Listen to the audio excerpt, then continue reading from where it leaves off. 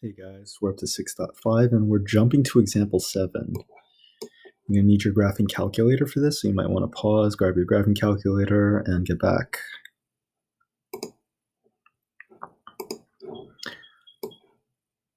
Now, example 1 that we did before, if you take a look at my graphing calculator, I did have a graph of a circle with a radius of 5. That's your r is equal to 5.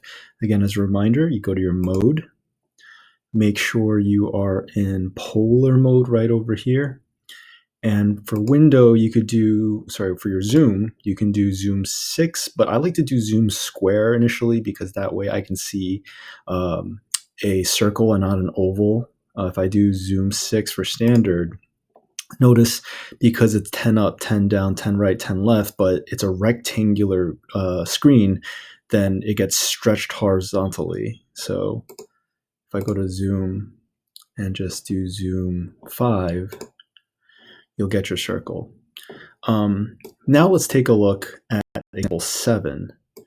Example 7 is the polar equation r is equal to theta. So let's see what happens there. If I go to my y button, here's my r, right, r1, r2, and so forth. Here I can see that the original equation was r equal to 5 that I had there from the first example. I'm going to delete that and put in theta.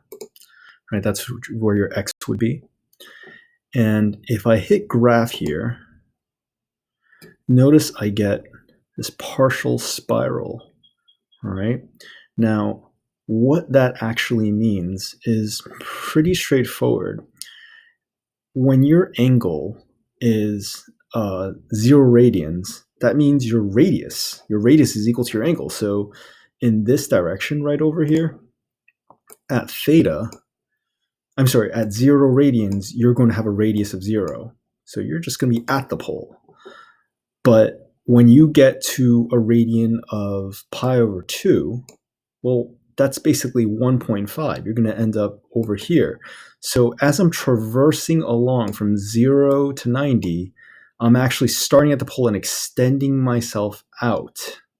And so you have that little part of the spiral. And as I go around the circle, my radius gets farther and farther out. And so I start increasing. So here I'll be at 3 point something, right? Because it's 3.14 at this point.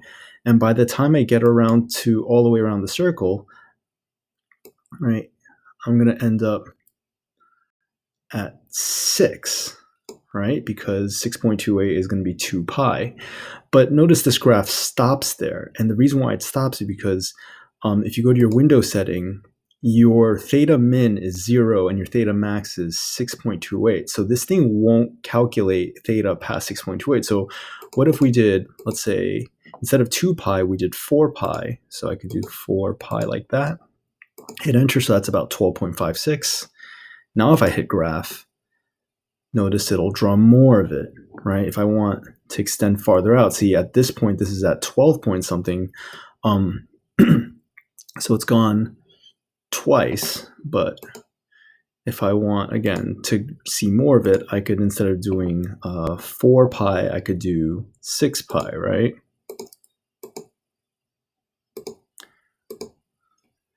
And I'll just go and go and go. And obviously, this can go on forever. You can do this in Desmos as well, but you get the idea. So let's mark these in just to get you guys used to it. So if I go to here, at 0 radians, my radius is 0 units away from the pole. So I'm right at the pole.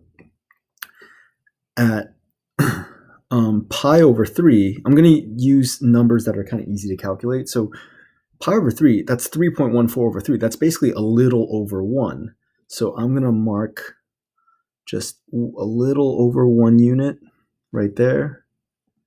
So that means I'm going to be right around here, right?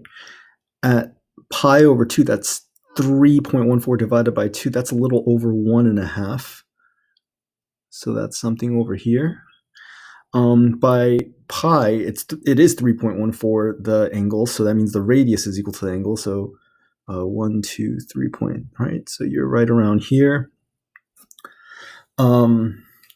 At 3 pi over 2, that's going to be about 4.5. So 1, 2, 3, 4. So I'm somewhere over here.